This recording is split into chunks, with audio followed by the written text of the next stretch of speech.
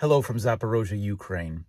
I wanted to just give a little update from here in Ukraine. I know so many of you continue to pray for this hurting country, and our family is just grateful.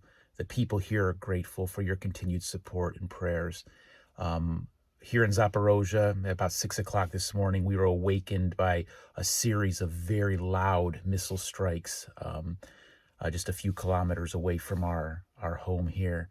And fortunately, as far as we know, no one was killed in those missile strikes here in our city, but all over Ukraine throughout the day, there have been missile attacks. And in Dnipro, the city an hour north of us, an apartment building was hit. 5 people were killed. Dozens, including many children, are seriously injured. So this terror by Russia continues against the people, as well as the military assault on eastern Ukraine, the Donbass region. This fighting is especially very severe in the Bakhmut area, in the town of Soledar, which is just near Bakhmut. And there are just mounting casualties there as well. So just this war, it drags on. The people continue to suffer. There are air raid sirens. There are electricity blackouts. Today I was in the store, and all at once, everything in the entire supermarket just went dark. There was another blackout. And that just happens all the time, almost every day, many times a day. But that's one of the lesser problems that people are dealing with, obviously, compared to the missile strikes and the death and terror that brings.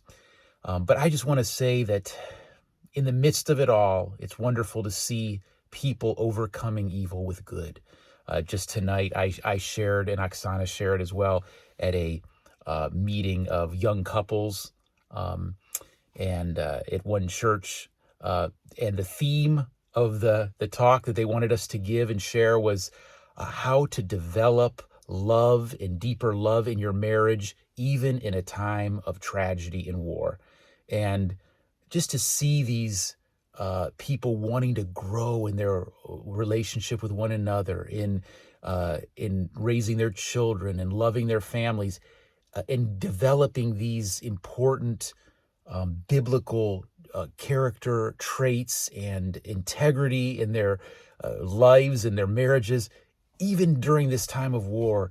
It's just so refreshing. And I told those people, as Oksana and I shared with them, it is so encouraging for us to see you not being overcome by evil, but right here in Zaporozhye, Ukraine, in the midst of all of this horror, to be overcoming evil with good by pressing forward and wanting to grow and become better people, more like Christ.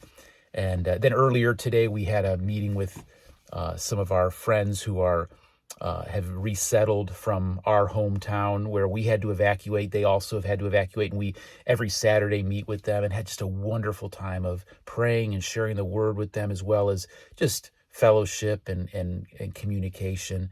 And so despite everything, these Ukrainian people are resilient, and it gives us encouragement, and they are constantly blessed and encouraged to know that you are praying for them, that you're not forgetting them, and we always pass along your greetings and your prayers. So please continue to remember this hurting country and continue to support them in the fight against this evil invasion and this war that is uprooted and just so changed and affected so many lives here.